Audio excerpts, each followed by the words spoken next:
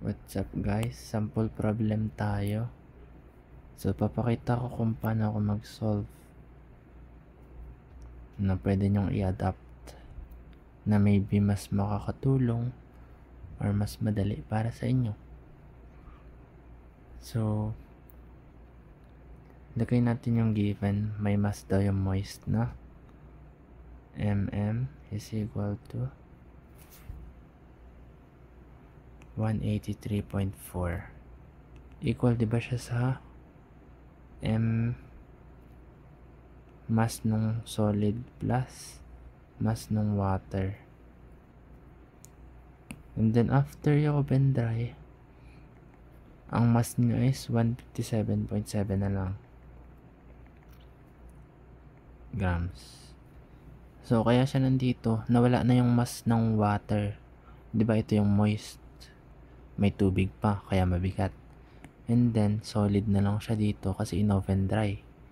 Wala na yung mass ng water. So yung nawala sa kanya is yung mass ng water.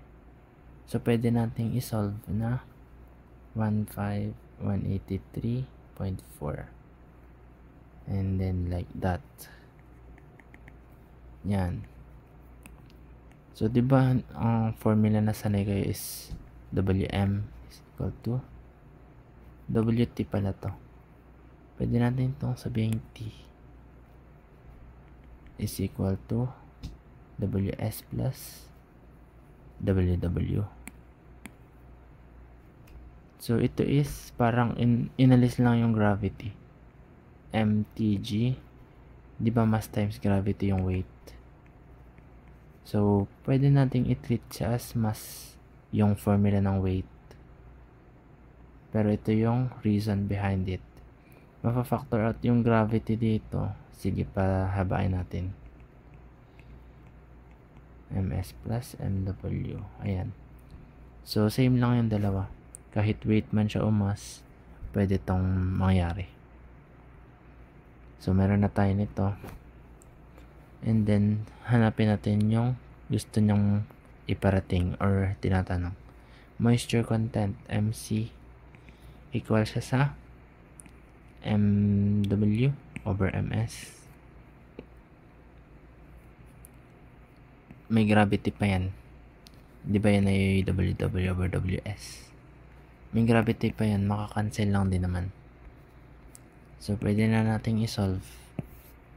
Meron tayong mw na 25.7 over ms na 157.7.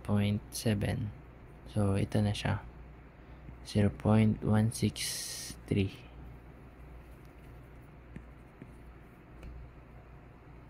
or 16.3%. That's all for number 3 guys.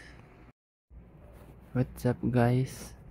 Dako naman tayo sa other sample problems. Problem 1.4. So ito yung tanong. A sample of moist clay is found to have moisture content of 400%. 400%. Medyo nung una kong tingin dyan, nakakapagtaka na 400 kasi percentage. Pwede ba siyang lumampas ng 100%? Pwede nating i-check. Diba ang formula ng moisture content is weight ng water over weight ng solid. Yung weight ng water at weight ng solid is independent with each other. Depende sa dami ng tubig at depende sa dami ng solid. For example, meron tayo nito. Water natin, ganyan. Solid natin, ganun lang. Ibig sabihin, kapag dinivide natin yung weights niya, mas mataas talaga yung sa water. So, ibig sabihin, possible na lumampas siya by 100%. So, dako tayo. Accept na natin na 400% yan or 4. Kung alisin natin yung percentage. And then, degree of saturation, 85% or 0.85. Meron din tayong specific gravity of solids. Yan. So, simple lang yung solution dito. Yung gumangkasay 2.76 4 divide na natin by S equals E. Ang E natin ay tada 12.99.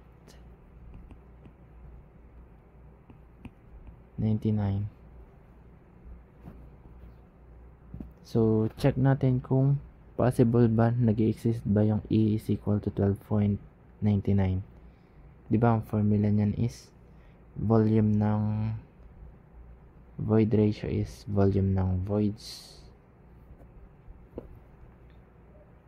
over total volume mga ba? Or volume ng solids? Volume ng solids, no? Kasi porosity yung volume ng voids. So ito. So kung yung voids is volume of air plus volume of water over volume of solids. So as we can see in the formula, mataas lang talaga yung volume ng water siguro. Nakita rin natin dito. Independent naman to sa isa't isa. Ang example ng mga equations na hindi lalampas by 100% is ang porosity N equal diba siya sa volume of voids over volume of total volume, and then yung total volume VV plus VS. So ibig sabihin all the time mas malaki yung denominator kaysa sa numerator. So isa na yun sa mga clue kung gusto nyong i-recheck or parang nagdududa kayo sa mga sagot nyo na masyadong malaki yung E, lampas 100 yung MC, or halimbawa yung N lumampas ng halimbawa naging ganyan yung N. Ibig sabihin mali na agad yan kasi 0 to 100% lang yung N. Gawa ng mas malaki lagi yung denominator kasi total volume yung kinoconsider niya na mas malaki lagi dito sa volume lang ng void, which is part lang ng total volume. So that's all guys for number 2. Problem 2 natin na. Problem 1.4 dito sa libro. What's up guys? Sample number 3 naman tayo. So, basahin na lang natin sa isip yung tanong and sulat yung given. Moist unit weight. Ito yan. Sulat na rin natin yung formula. G 1 plus E ay 1 plus MC.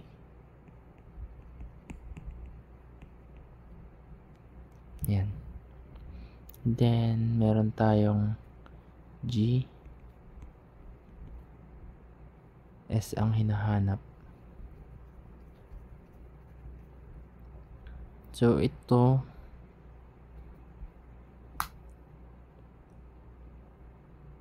di natin alam yung E. Pero meron tayong relationship na G gumakase. So, ang gagawin ko na lang dito guys is since hindi natin alam yung E and ang gustong hanapin is S, ang gawin natin guys is solve natin to in terms of S. E over GMC. Then, palit natin dito. So, 17.3 divide na natin by gamma water. G, sulat na natin.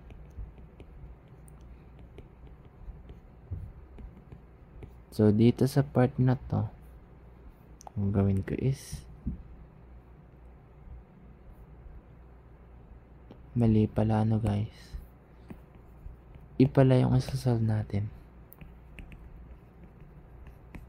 Yan. Para substitute natin to dito. May value na. GMC. Ay, wala palang 1 yan. 0.18 lang. Over S. Yan, ship solvable na. Solve for S. 17. Ay, na-screenshot. Ano ba yan? 17.3 over 9.81.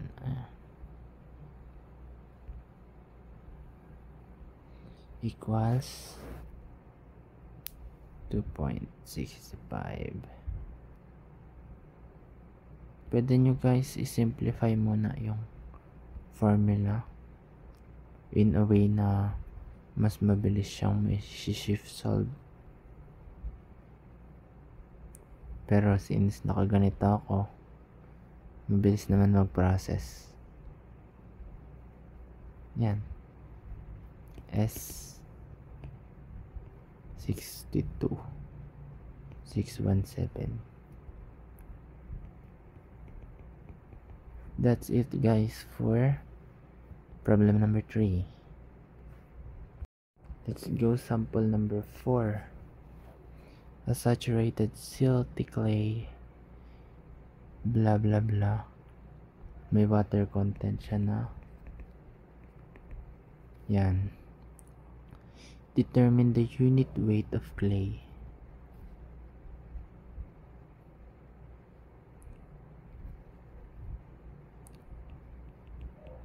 Yan. Saturated siya. So, gamma sat pala. Yan. Anong formula ng gamma sat? G plus E over 1 plus E gamma water. Ang wala tayo ay E. Meron tayong formula. Guma kasi wala to. And then ang hinahanap ay G ano. So yung ipalta natin siya ng GMC. So gamma sat equals G 1 plus MC na to kasi G plus GMC over 1 plus GMC gamma water. And then ship solvable na yung G. Plug in natin yung mga values. May G pala tayo. Ano yun hanap? Gamma sat na mismo.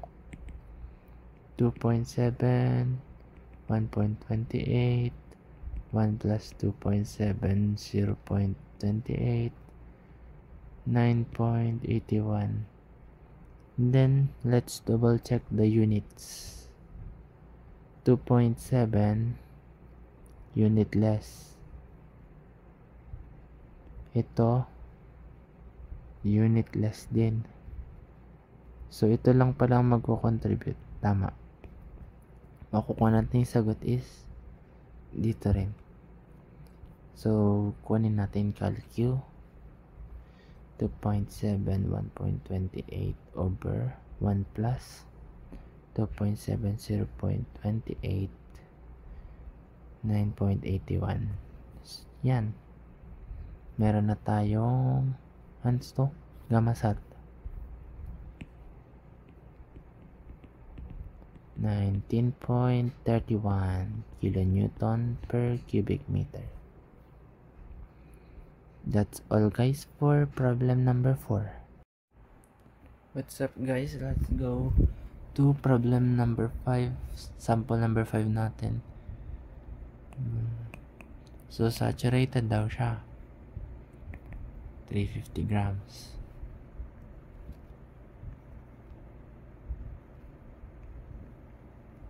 And then volume niya is ito.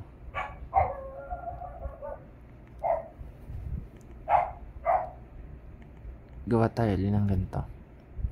240 yung mass ng solid kasi yun na yung in-oven dry, tuyo na. Solid na lang. 110 yung water. Then punta tayo dito sa moisture content, MC. So yan is weight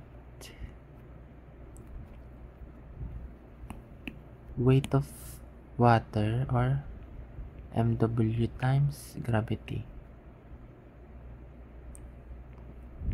Yan.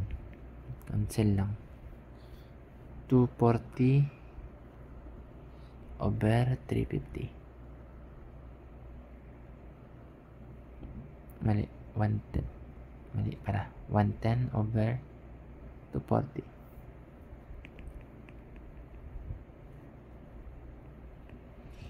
In percent daw. Yan. Then, specific gravity of solids. So, meron tayong formula. Pwede natin kunin yung gamma saturated to, diba? Sabi. S equals 1.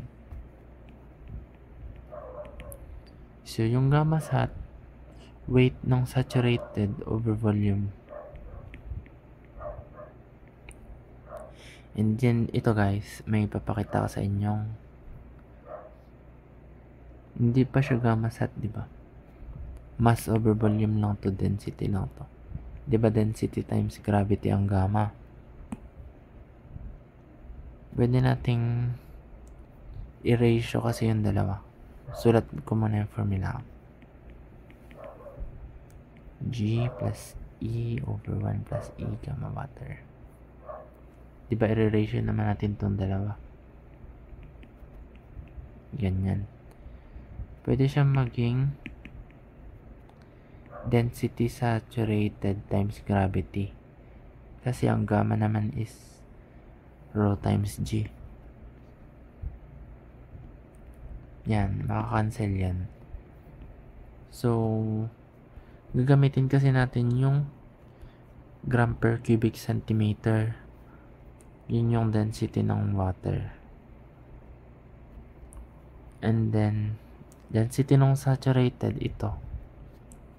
Pwede natin sabihin, 350 over 300, cancel na to. Kasi 1 lang. G plus E. Gawin na pala natin tong diba? G MC equals SE. Wala to. Yung E palta natin ng GMC. Magiging, babalik na to sa 1 plus MC. And then ito is GMC ulit. 1 plus GMC. Yan.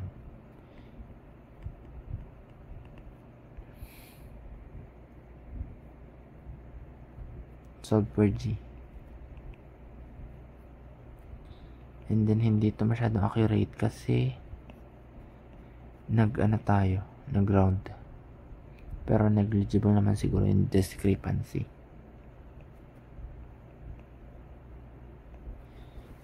Pwede natin i-try.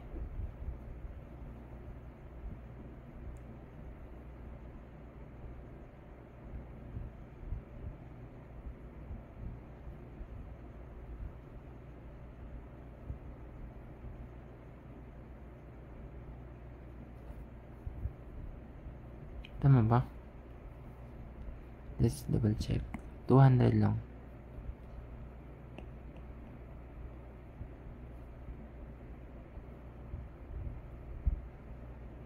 Yan. 2.67. Then, ano pa yung hinahanap? Porosity. Since meron na tayong E, G pala, pwede natin to gamitin. 0.458 equals sa E. E equals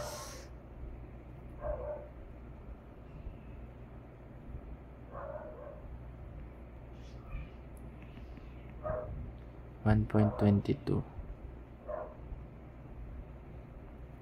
And then formula lang, N is equal to E over 1 plus E.